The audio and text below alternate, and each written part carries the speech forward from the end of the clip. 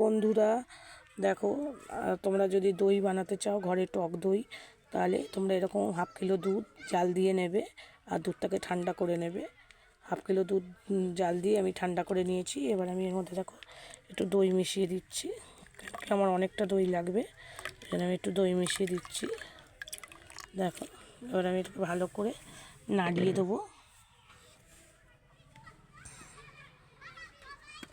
এবার ভালো করে গুলিয়ে ভালো করে নাড়িয়ে দেবো। দেখো কি সুন্দর।